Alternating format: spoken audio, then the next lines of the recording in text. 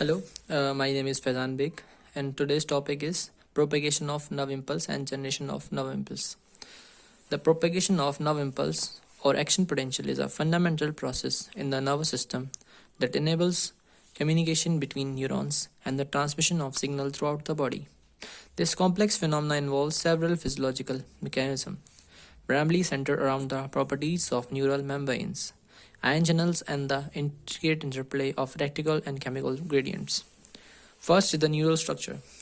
To understand nerve impulse propagation, it's essential to recognize the structure of neuron. A typical neuron consists of cell body, dendrite, axon terminals. Cell body contains the nucleus and organelles responsible for metabolic activities. Dendrites, branch-like structure that receives signals from other neurons. Axon, a long, thin extension that transmits signals away from the cell body. Axon terminals, ending that connect to the other neurons or effector cells, releasing neurotransmitters. The axon is often insulated by the myelin sheath produced by glial cell, which enhance the speed of impulse transmission. Second is the resting membrane potential. At rest, neurons maintain a resting membrane potential of approximately minus 17 millivolt, generated by the unequal distribution of ion across the membrane, primarily sodium and potassium. The membrane is more permeable to potassium, allowing to leak out, while sodium is less permeable and is actively pumped out of cell via the sodium potassium pump. Sodium and potassium ATPase, the potential is crucial as it sets the stage for action potential generation. Third is the action potential generation. An action potential occurs when a neuron is sufficiently stimulated, leading to rapid change in the membrane potential. Depolarization, if the stimulus exceeds the threshold potential around minus 55 millivolts, voltage gated sodium channels open. Repolarization, after a brief period, sodium channel close and voltage gated potassium channel open.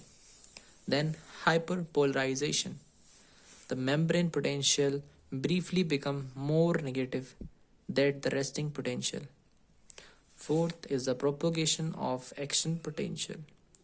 When an action potential occurs at one segment of the axon and is caused to local depolarization.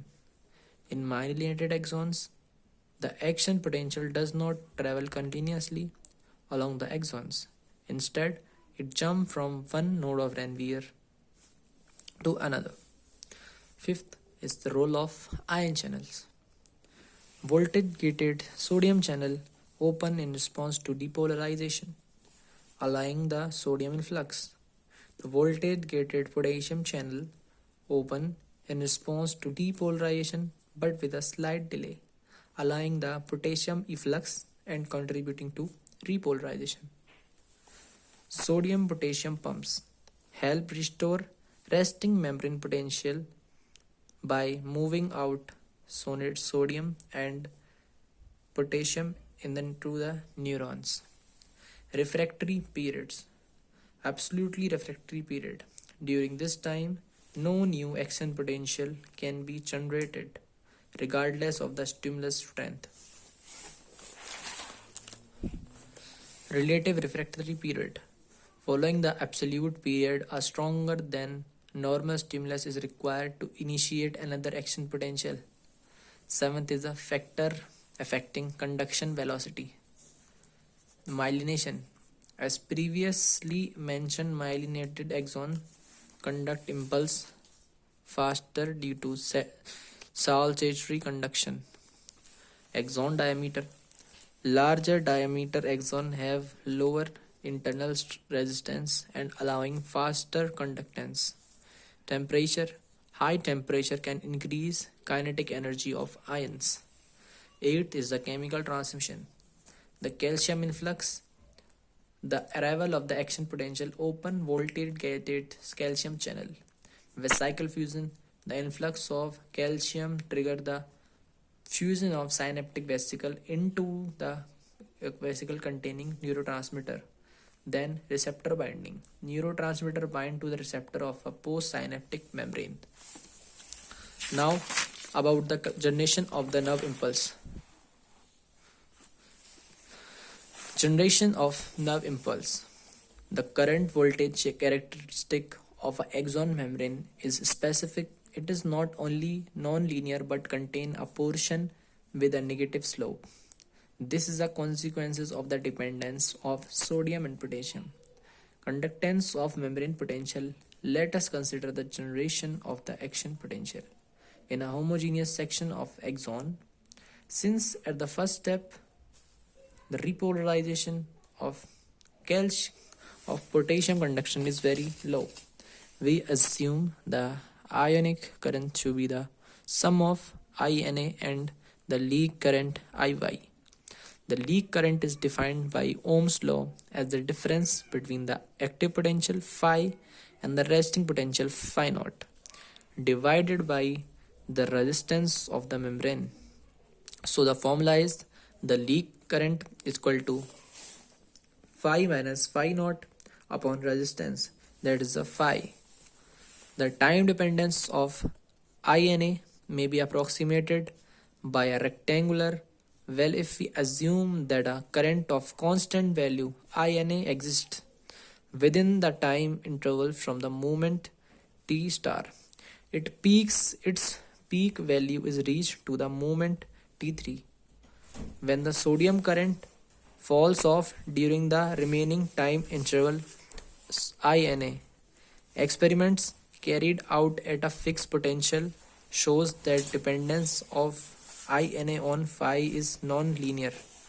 That is, the dependence of GNA on phi is non-linear. However, within an instantaneous jump of the potential, the conductance, that is G sodium, has no time to change, and according to the experiment carried out by Hodgkins and Huxley, INA is linearly dependent on phi minus phi Na. That is, INA is equal to conductance of sodium minus in the bracket phi minus phi Na.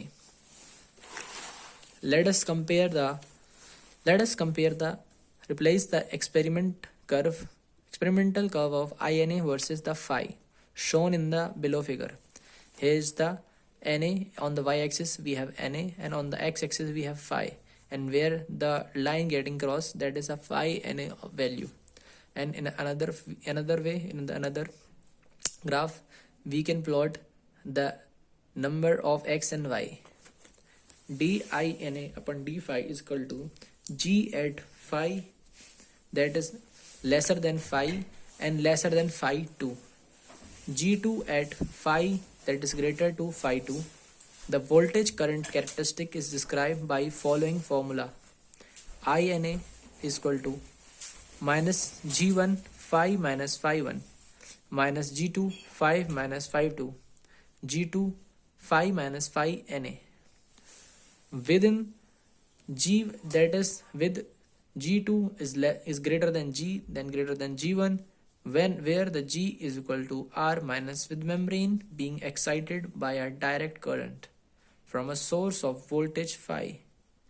We have excited by a direct current from a source of voltage phi. We have excited by a direct current from a source of voltage phi. We have I is equal to 9 G phi. If phi dash